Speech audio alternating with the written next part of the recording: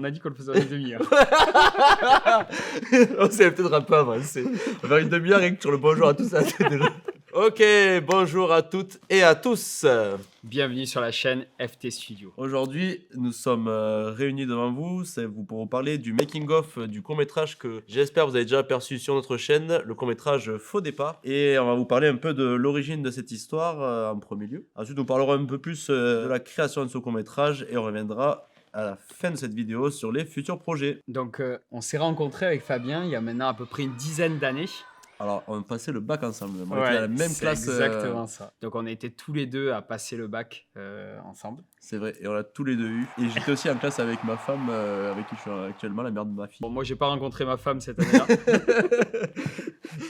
mais en tout cas, voilà. Donc, on était ensemble il y a 10 ans à peu près. On s'est perdu de vue pendant une dizaine d'années. Ouais, grosso pendant modo. 10 ans quasiment, on s'est pas vu. Ben, en fait, après le bac, pendant 10 ans, on s'est pas vu. Ouais. Voilà. Et puis, donc je l'ai dit, donc, j'ai une fille, je l'ai amenée au spectacle de danse, tranquillou, paf. Et qui je vois au milieu des gradins avec une petite caméra en train de capter le spectacle? Notre cher Thibaut, ici présent. C'est exactement ça. Il s'avère que j'avais un contrat ce jour-là.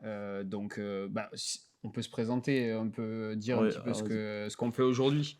Qui êtes-vous, monsieur? Donc en fait, moi j'étais responsable marketing avant pendant 5 ans et depuis 2 ans, je suis à mon compte, je fais de la vidéo et de la photo pour des clients et pour les accompagner en fait sur la partie image de leur entreprise, à développer leur chiffre d'affaires grâce à l'image. Voilà, donc si jamais vous cherchez quelqu'un pour faire des vidéos pour votre entreprise, DMS Real est fait pour vous. Et voilà, donc en effet, mon entreprise s'appelle DMS Real et donc ça fait à peu près 2 ans et demi et il s'avère que là, j'avais un contrat sur Vias. Et c'est ce jour-là que je t'ai revu. Et du coup, ça nous a amené derrière à toute une collaboration.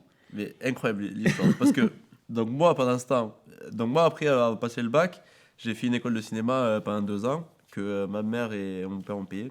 Merci à eux. Et suite à ça, j'aurais pu partir à Paris, partir à Marseille, faire rentrer dans des films, des trucs comme ça. Pas du tout. Je suis resté ici avec ma femme actuelle et j'ai fait plein de petits boulots à la con à droite à gauche, quelques courts-métrages que j'ai fait moi-même qui sont pas fameux, je vous invite pas forcément à aller les voir. et du coup j'avais un peu lâché ça, je continuais toujours d'écrire quand même, il y a plein de trucs que j'ai écrits et qui sont encore à l'état d'écriture quoi, et de notes et donc j'avais un peu lâché ça et paf, qui arrive dans ma vie d'un coup, d'un seul? Thibaut, pour capter donc, le spectacle de ma fille. 3 jours après, il venait manger à la maison et je crois que même pas une semaine après, j'ai envoyé le scénario, ou 2 semaines après, même pas. Ouais, j'ai envoyé le scénario pour le court-métrage là que j'espère vous avez vu au départ, qui se trouve sur la chaîne si jamais. Alors, en fait, en parallèle, moi j'avais rencontré Johan, le président de l'association Kino de Montpellier, et que vous verrez dans ce making-of. Donc je l'avais rencontré et il m'avait fait rentrer dans l'asso, une asso qui permet de faire des courts-métrages comme Faux Départ, et en créant des équipes à chaque fois de plusieurs collaborateurs. Et j'en ai parlé à Fabien, qui a été chaud pour l'idée et chaud de rentrer dans l'asso. En fait, il a rallumé en moi la flamme du cinéma et en gros, j'avais des rêves de cinéma à l'époque qui s'éteignaient à petit feu comme ça, paf. Il a suffi d'une rencontre et ça y est, la flamme du cinéma a été relancée. Et là, on est parti pour longtemps, mais on en reparle à la fin de la vidéo. Voilà, et donc c'est comme ça que ça s'est lancé et c'est comme ça donc on est parti sur Faux Départ. Peut-être qu'on pourrait du coup partir sur une explication un petit peu de Faux Départ. La genèse de ça, parce qu'à la base, à la suite de ce repas, on voulait faire un court-métrage. Et finalement, donc Thibaut était dans cette assoce Kino. Et en fait, si vous voulez, Kino, c'est donc là, c'était tous les 2 mois parce que c'est tous les 3 mois en été et tous les 2 mois sinon le reste de l'année. Ouais, voilà. Et donc, il balance un thème et vous avez 2 mois ou 3 mois du coup pour le faire. Et là, le thème, c'était départ. Oui, c'était ça, c'était départ. Voilà. Donc, du coup, Thibaut m'a lancé là-dessus. J'avais une petite note dans mon téléphone parce que j'avais écrit, je crois, 5-6 synopsis en gros, que j'ai dit à Thibaut, vas-y, choisis là-dedans. Et finalement, j'avais choisi aucun des 6.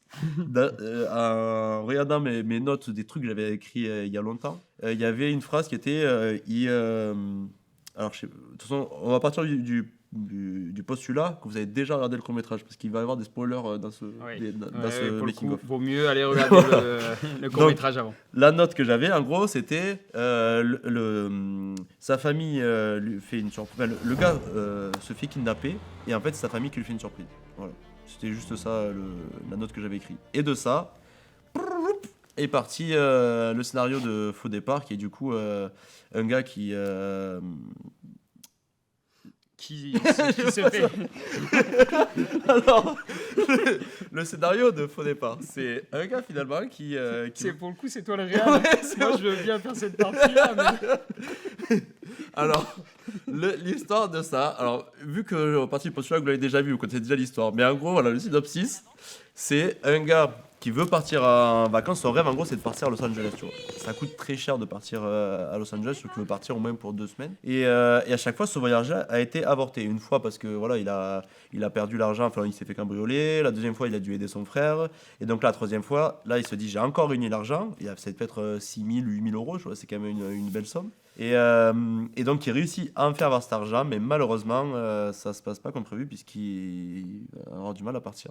J'ai toujours du mal à dire la fin parce que j'ai peur de spoiler à des gens qui l'ont pas vu. Donc, si vous l'avez pas vu, je vous conseillerais de mettre sur pause, d'aller le voir et revenir après à ce moment-là. Et donc, finalement, donc, il part pas et voilà. Et vient le moment où il se fait kidnapper et on découvre à la fin que c'est sa famille. Puisque souvent, quand j'écris, finalement, je pars souvent de la fin. Alors, pas toujours, mais souvent, j'ai une bonne chute. J'ai une bonne chute, une belle fin. Et du coup, quand je vais écrire, j'aurai déjà une direction vers quoi aller. En gros, c'est comme si j'avais j'avais un point à aller sur la carte. J'ai pas forcément les mots. Et après, juste à me faire l'itinéraire pour y aller. Avis à tous ceux qui sont aussi amateurs que moi, finalement. Le but, c'est pas non plus de remplir pour arriver à cette chute. Il faut que l'histoire aussi soit intéressante pour arriver à intéresser le spectateur jusqu'au bout. Faut pas que ça soit juste une excuse. Mais d'avoir une belle chute, déjà, ça vous apportera une belle histoire, généralement. Et est-ce que du coup, tu as aussi le départ? Est-ce que le départ est important? Est-ce que tu as les 2 points? Alors, le départ, point d'arrivée? Ou est-ce que tu souvent, pars juste sur l'arrivée et tu fais ton histoire? Alors, ça peut arriver à l'inverse, même d'avoir une grosse scène que j'ai en tête qui se passe peut-être au milieu. Et après, finalement, en écrivant, je pars un peu sur une feuille blanche. Et après, je me laisse aller et ça amène à d'autres idées qui vont être bien ou pas. Parce qu'après, il faut savoir que quand vous écrivez, vous partez sur une idée qui vous dit « trop bien et tout », et en fait, elle est assez à chier. Du coup, vous revenez en arrière pour repartir sur une autre piste. Donc, c'est bien d'avoir... et souvent, oui, je pars souvent d'une chute. Et le début, en fait, j'essaie de faire rentrer directement le spectateur dans l'histoire. Il y a des courts-métrages, ou des longs-métrages, je veux dire, qui vont commencer doucement pour arriver à un climax impossible. Moi, j'aime bien quand même frapper un peu au début. Que ce soit un peu coup de poing et c'est souvent des petits kiffs que je me fais.